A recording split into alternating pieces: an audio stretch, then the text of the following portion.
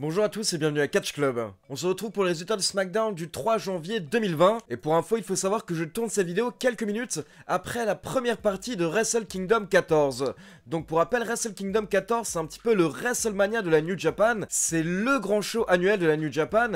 Et donc habituellement, ça a lieu chaque année le 4 janvier. Mais cette année, exceptionnellement, le show a lieu sur 2 soirs. Donc aujourd'hui, à 9 h du matin, on avait la première soirée. Et demain, à 7 h du matin, on aura la deuxième soirée. Donc moi hier soir, comme chaque vendredi soir, j'ai regardé SmackDown en direct jusqu'à 4 h du matin, puis j'ai dormi quelques heures et je me suis réveillé ce matin vers 8 h 50 pour pouvoir regarder la première journée de Wrestle Kingdom. Pour info, j'essaierai de vous faire une petite vidéo résumée la semaine prochaine pour vous parler des faits marquants de Wrestle Kingdom. Mais je peux déjà vous dire que Jon Moxley était présent et il est redevenu champion des États-Unis de la New Japan. À côté de ça, Hiromu Takahashi est le nouveau champion Junior Heavyweight. Tetsuya Naito a remporté le championnat intercontinental. Et lors du main event, c'est Kazuchika Okada qui a battu Kota Ibushi. Allez, c'est parti, maintenant on passe aux résultats de SmackDown. Et donc hier soir, c'était vraiment la soirée des retours du côté du show bleu. SmackDown démarre avec Daniel Bryan qui est en coulisses et qui est en train de se préparer pour la soirée. Et à ce moment-là, il se fait rejoindre par The Miz. Et The Miz explique que la chose dont il a le plus besoin aujourd'hui, c'est de pouvoir se venger de Bray Wyatt. Il veut tout prendre à The Fiend. The Miz dit que Daniel Bryan l'a battu la semaine dernière pour pouvoir affronter The Fiend au Royal Rumble. Donc The Miz demande à Bryan de battre The Fiend pour lui et pour tout l'univers de la WWE. Puis on passe dans l'arène et on a le droit à l'entrée de Sasha Banks et Bayley. Et Bayley fait un speech par rapport à la nouvelle année et les résolutions des fans. Mais elle explique que les fans n'arriveront pas à tenir leurs résolutions car ils n'ont pas ce qu'il faut pour pouvoir faire des changements positifs dans leur vie pathétique. Bayley explique que Sasha et elle se sont regardées dans un miroir et elles ont changé quand il le fallait pour devenir les leaders de SmackDown. Mais très rapidement, Bayley et Sasha Banks ont été interrompus par Lacey Evans et Dana Brooke. Et donc là, je vais faire une petite précision par rapport à ce segment pour tous ceux qui ont vu SmackDown hier soir. Car comme vous le savez, je critique souvent le fait que actuellement la WWE est trop scénarisée et en plus les scénaristes font mal leur boulot. Ce qui fait que comme les catcheurs ont tout le temps un script à suivre, ils ne savent plus improviser et donc ils ne savent plus jouer avec la foule. Et on a pu voir un exemple marquant hier soir lors de SmackDown.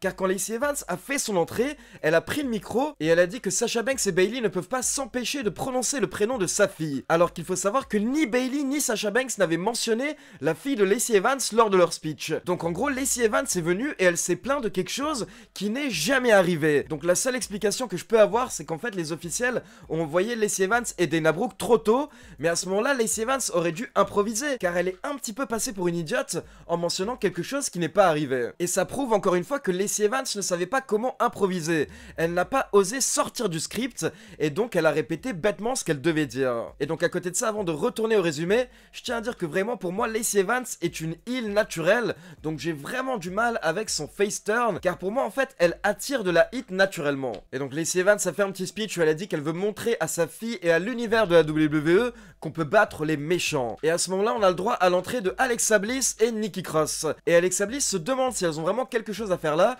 sachant que là, les problèmes sont vraiment entre Lacey Evans, Sasha Banks et Bayley. Mais Nikki Cross répond que oui, elles doivent être là, car il faut qu'elles prouvent qu'elles méritent une nouvelle chance pour les titres par équipe féminin. Donc ça nous mène au premier match de la soirée, Sasha Banks et Bayley contre Dana Brooke et Lacey Evans contre Alexa Bliss et Nikki Cross. Et ce sont Lacey Evans et Dana Brooke qui ont remporté le match, et ce qui était même étonnant, c'est que c'est Dana Brooke qui a effectué le tombé sur Sasha Banks.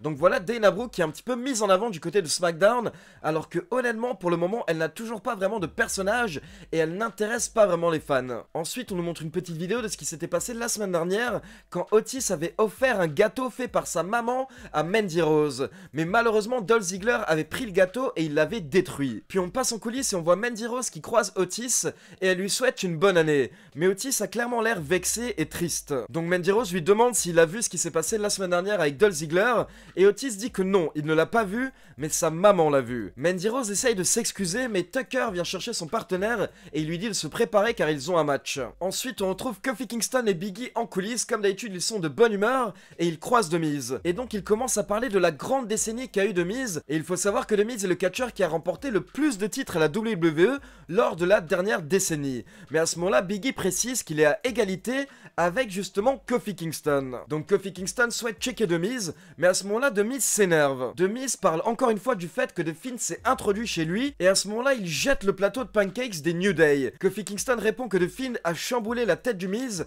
et il accepte le challenge du Miz pour un match ce soir. Ensuite, on a eu le droit à une petite chanson de Elias, puis on retrouve les Revival en coulisses, et ils croisent Chad Gable. Les Revival étaient en train de se plaindre de ce qui leur arrive ces dernières semaines, mais Shorty G a essayé de les rassurer. Mais très rapidement, les Revival se sont moqués de Shorty G, et donc Shorty G a challengé Dash Wilder à un match ce soir. Donc c'était justement le deuxième match de la soirée, et c'est Shorty G qui a remporté le match avec un ankle lock. Mais après le match, Scott Dawson a attaqué Shorty G jusqu'à ce que la musique de Sheamus retentisse. Oui, on a enfin le droit au retour de Sheamus. Ça fait plusieurs semaines qu'on avait des vignettes de Sheamus qui nous parlaient des faiblesses du roster actuel de SmackDown. Donc Sheamus monte sur le ring pour sauver Shorty G et les Revival prennent la fuite. Mais d'un coup, Sheamus se retourne et il porte son bro kick à Shorty G. Donc maintenant la question c'est est-ce que Sheamus va se lancer dans une rivalité avec Shorty G ou est-ce qu'il va attaquer différents catcheurs lors des prochains SmackDown. Le troisième match de la soirée c'était The Miz contre Kofi Kingston accompagné par Big E et c'est Kofi Kingston qui a remporté le match très rapidement en moins de 4 minutes avec un roll-up.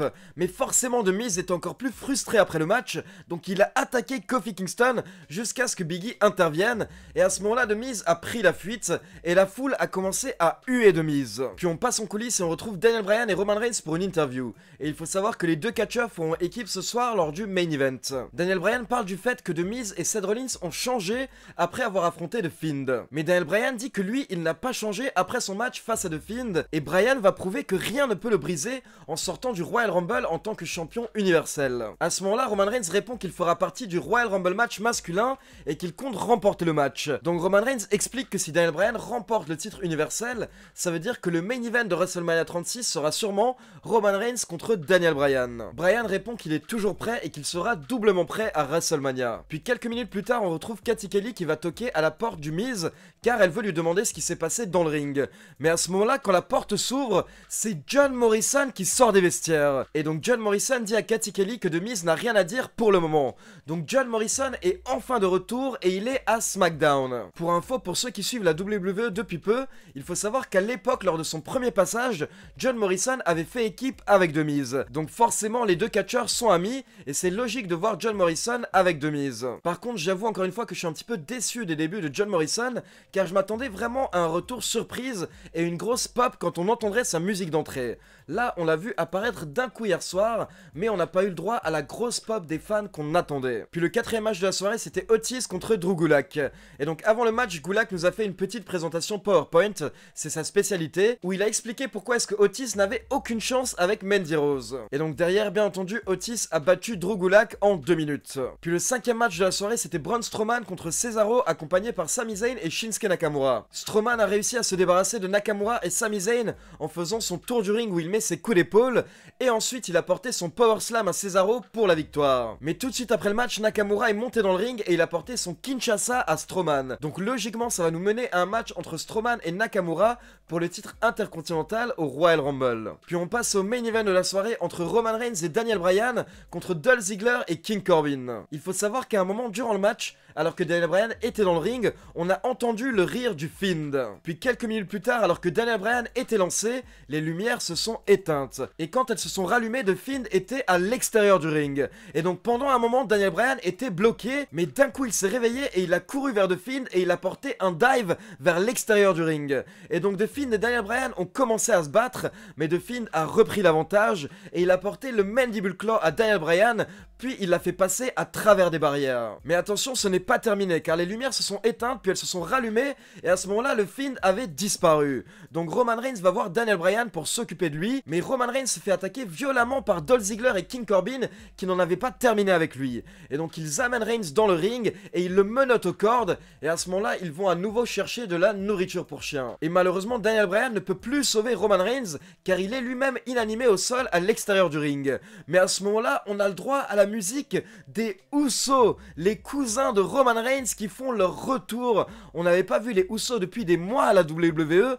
et beaucoup de fans étaient impatients de revoir les Usos vidéo. Donc hier soir c'était vraiment la grosse soirée des retours, car après Sheamus et John Morrison, on a Jimmy et Jey Uso qui font leur retour pour sauver Roman Reigns. Donc les Usos se débarrassent de Dolph Ziggler et King Corbin, puis ils enlèvent les menottes à leur cousin Roman Reigns, et donc la Bloodline est réunie et les trois cousins fêtent ensemble dans le ring. Donc voilà, c'est tout pour le résumé de SmackDown. Comme d'habitude, n'oubliez pas de liker la vidéo, de vous abonner à la chaîne et de cliquer sur la petite cloche pour être informé de la sortie des prochaines vidéos. Et pour info, hier c'était vendredi, donc on a sorti le 5e numéro de la cloche sur la chaîne YouTube de Christophe Ajus. Donc pour ceux qui ne l'ont pas encore vu, je vous laisse le lien dans la description. Ciao tout le monde!